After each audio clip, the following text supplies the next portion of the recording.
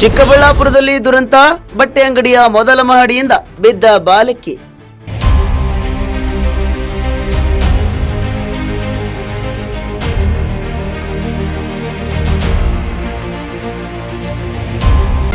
ಬಟ್ಟೆ ಅಂಗಡಿಯಲ್ಲಿ ಆಟವಾಡುತ್ತಿದ್ದ ಬಾಲಕಿ ಕೆಳಗೆ ಬಿದ್ದು ಗಾಯ, ಸ್ಥಿತಿ ಗಂಭೀರ.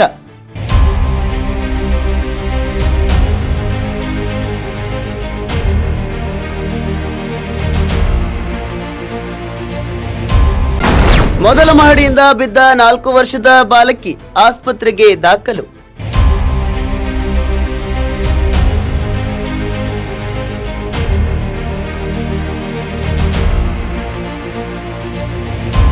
ಚಿಕ್ಕಬಳ್ಳಾಪುರ ನಗರದಲ್ಲಿ ದುರ್ಘಟನೆಯೊಂದು ಸಂಭವಿಸಿದ್ದು, ಬಟ್ಟೆ ಅಂಗಡಿಯ ಮೊದಲ ಮಹಡಿಯಿಂದ ಕೆಳಗೆ ಬಿದ್ದ 4 ವರ್ಷದ ಬಾಲಕಿ ಗಂಭೀರವಾಗಿ ಗಾಯಗೊಂಡಿದ್ದಾಳೆ.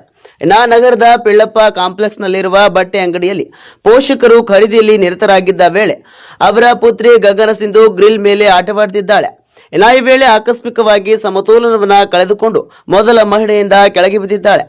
ಗಂಭೀರವಾಗಿ ಗಾಯಗೊಂಡ ಬಾಲಕಿಯನ್ನ ತಕ್ಷಣವೇ ಸ್ಥಳೀಯ ಆಸ್ಪತ್ರೆಗೆ ಕರೆದೊಯ್ಯಲಾಗಿದ್ದು, ಪ್ರಾಥಮಿಕ ಚಿಕಿತ್ಸೆ ಬಳಿಕ ಹೆಚ್ಚಿನ ಚಿಕಿತ್ಸೆಗಾಗಿ ಬೆಂಗಳೂರಿನ ಆಸ್ಪತ್ರೆಗೆ ದಾಖಲಿಸಲಾಗಿದೆ.